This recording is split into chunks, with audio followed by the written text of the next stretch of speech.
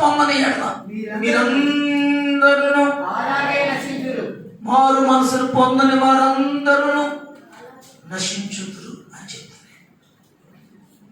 మారు మనసు పొందకపోతే నాశనం తప్పదు, నరకం తప్పదు, యాతన తప్పదు, అంగలార్పు తప్పదు, అగ్నిగుండం తప్పదు, వేదనకరమైన ఏతనకరమైన స్థలం తప్పదు.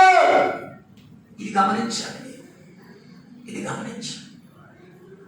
యాతనకరమైన స్థలం తప్పదు. నువ్వు మారు మనసు పొందకపోతే నరకం రెడీలో కాసుకొని కూర్చుని ఉంటుందండి. చనిపోగానే ప్రియులారా పాతాళం అగ్నిగుండం తలుపులు తెరుచుకొని ఉంటుంది. రా రా రా అంటా ఉంటుంది. అగ్నిగుండంలోకి తెప్పటితో తెలుసా, బహు భయంకరమైన పరిస్థితి.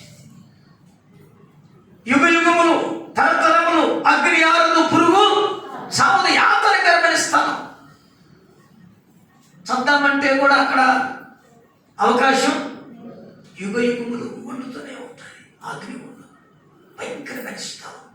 అందుకే దేవుడు చెప్పిన మాట వాక్యం ఇలా చెప్తా ఉంది. అపోస్తలుల కార్యముల గ్రంథం 17వ అధ్యాయం 30వ వచనం. దేవుని యొక్క లేఖనాలు మనం పరిశీలన చేసినప్పుడు దేవుని వాక్యంలో ఇలా రాయబడింది. అపోస్తలుల కార్యముల గ్రంథం 17వ అధ్యాయం 30వ వచనం.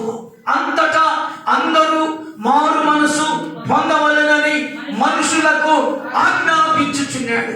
ఏమండి, ఎందుకు అంటే ఇదిగో నరకం తప్పించుకోవాలి, నాశనకరమైన స్థలం తప్పించుకోవాలి, అగ్నిగుండం తప్పించుకోవాలని అంటే ఒకటే, అందరూ అంతటా ఏ పొందాలి? మారు మనసు. జగన్ నీళ్ళు వచ్చినారా?